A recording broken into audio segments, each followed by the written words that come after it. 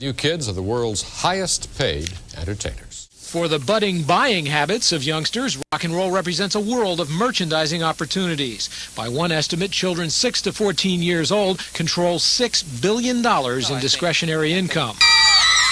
In Australia, thousands of fans crowded the streets, screaming for New Kids on the Block. The New Kids played a concert in Sydney Tuesday night, and yesterday were mobbed en route to Perth during their tour of Australia. Then some more adventurous New Kids fans followed them for a closer look. Other fans weren't so lucky. I was this close from him and I couldn't get near. I was pressing so hard and it wouldn't press. And I missed out a photo of him. Young children today put undue pressure on parents. There's a great deal of demand that comes from young children today. This man is almost single-handedly responsible for pressure on parents to buy New Kids on the Block merchandise. He's their manager and creator, Maurice Starr.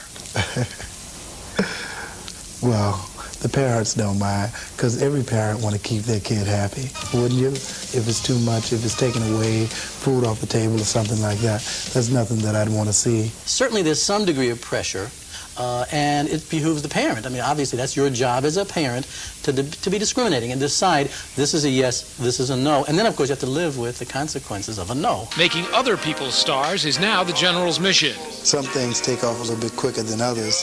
But I think, you know, if you stick to anything, I think eventually it's going to happen. And it's been happening for me. In the meantime, Starr campaigns on the teen idol front, finding what he hopes will be his next New Kids in his own backyard. His son, Maurice Jr., teams with 2 other youngsters in Perfect Gentlemen. He'd been asking me for years that I want to be in a group and I always said no. Then that year I just suddenly clicked. I just said yes. To those critics who say Maurice Starr pulls all the strings behind marginally talented, cute young faces, another of his protégés, 17-year-old Rick West, says, I think because I'm new at what I'm doing, you know, a lot of his advice is the right stuff to do. The writer and producer of all his acts' music, Starr can't resist a cameo in a Rick West music video. I believe I can make you a star. Maurice Starr, the General, marches on, his objective in sight to win the hearts and minds of America's young music fans. Mark Shearer, CNN Entertainment News, New York.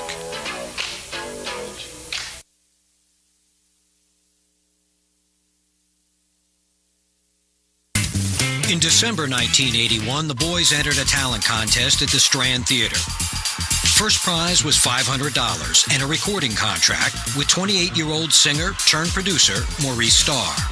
I had a vision, and I wanted to fulfill that vision. And that vision was to find a group like the Jackson 5. He was the big Quincy Jones of the ghetto. You know, he was the guy to go see if you want to make a record in Boston. It was so crazy. It was such a big thing, and it was everyone's big moment, everyone's big break. The boys came in second place, but the crowd's response to them was so explosive that Maurice invited them to come to his studio the following day. That night I went and I wrote the song Candy Girl, resembling the song ABC by the Jackson 5. He knew what to do. He had that vision, he had that style and that sound in his mind. I went to start to sing the song. And he was like, that's him. That's it. That's that voice right there. Ralph had a voice that was distinct. It was very remarkable. It was just a great magical match. With Ralph installed as New Edition's lead singer, Maurice completed his quintet with 12-year-old Ronnie DeVoe. Candy Girl was recorded in a tiny Roxbury studio and released in March of 1983. And within weeks, it was #1 on the charts.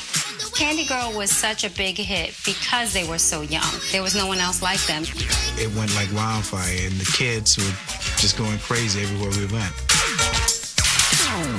The fans' response to their sweet lyrics was so overwhelming, New Edition had no idea that their ride was about to take them into a world beyond their wildest dreams.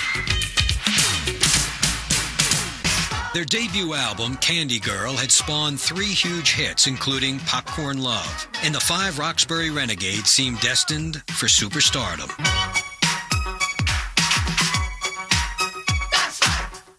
hit after hit after hit. Kids were just going crazy everywhere we went. As the record got bigger, I noticed that there was thousands of fans waiting for us, and it became a really big thing really fast. We all enjoy singing, watching people perform, so we decided that we want to perform ourselves. We only know one thing, we hot in Boston. Little did we know, we was hot all the way around the world. In the summer of '83, the boys prepared for a national tour. It would be their first real taste of the world beyond the projects. Big old tour bus pulled up to the project. People running out like ants, just wondering what the hell is going on. Wondering like, yo, UFO on wheels? We were able to travel, man, and do shows for people in different cities. You know, and that's deep for a young man that's in school. That first tour was great. They loved seeing the girls streaming and going crazy for them. LA, Birmingham, Alabama, Mississippi. We thought we was the Jacksons.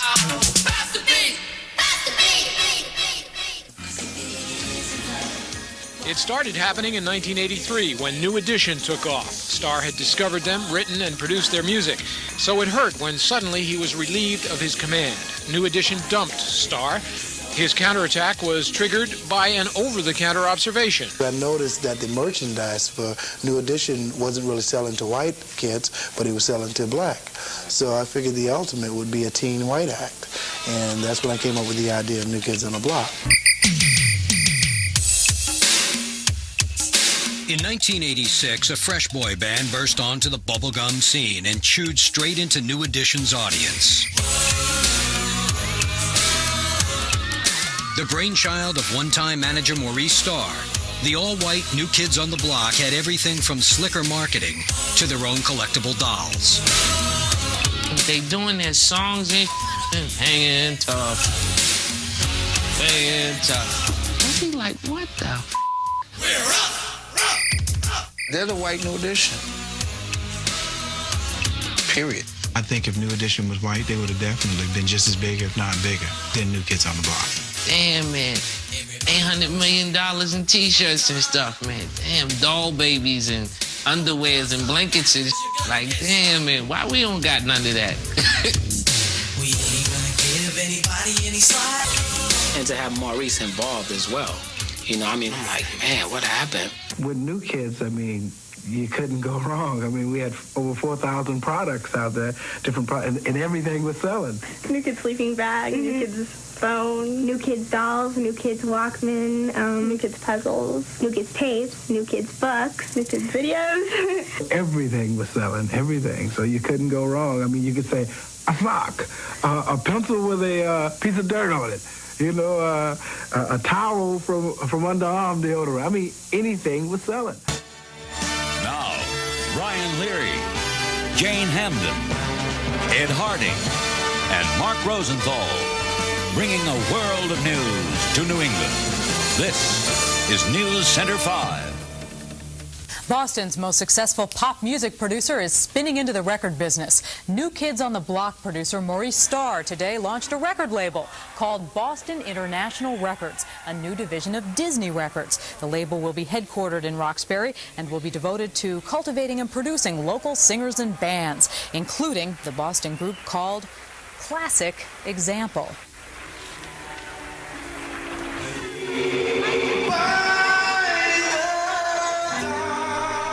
It would all happen at the World Trade Center in Boston, Massachusetts.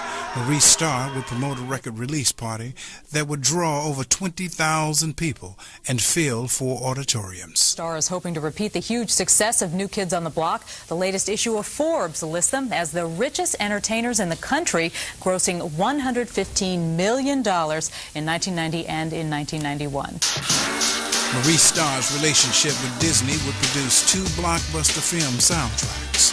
The first, a film called South Central, featuring Maurice Starr's latest discovery, Classic Example. It's a new beginning, and start again together, you and I.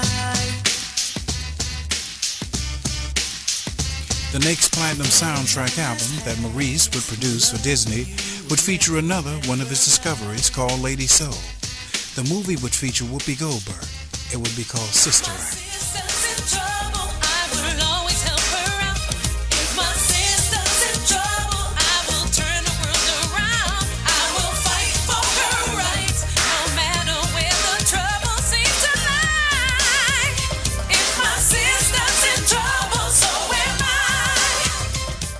While at Disney, Maurice would take on the legend of legends, Frank Sinatra.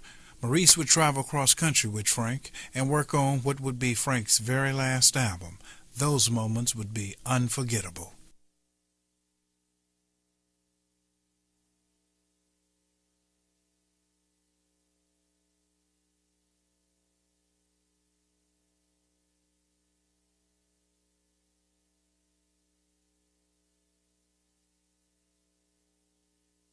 For Maurice Starr's next discovery, a gospel group out of Atlanta, Georgia called Five Young Men, he would use Showtime's championship boxing match between champion Evander Holyfield and challenger Von Bean. 72,000 people would be in attendance with more than 200 million watching all around the world. Ladies and gentlemen, before we present our featured bout of the evening, at this time I'd like to ask you to rise for the singing of our national anthem. To lead us tonight, ladies and gentlemen, please welcome to the microphone Maurice Starr's latest discovery. Please welcome Atlanta's own loud recording artists, introducing Five Young Men.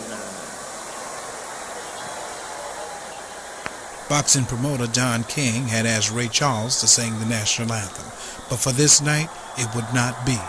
This night belonged to the boys from Atlanta, Georgia, Five Young Men.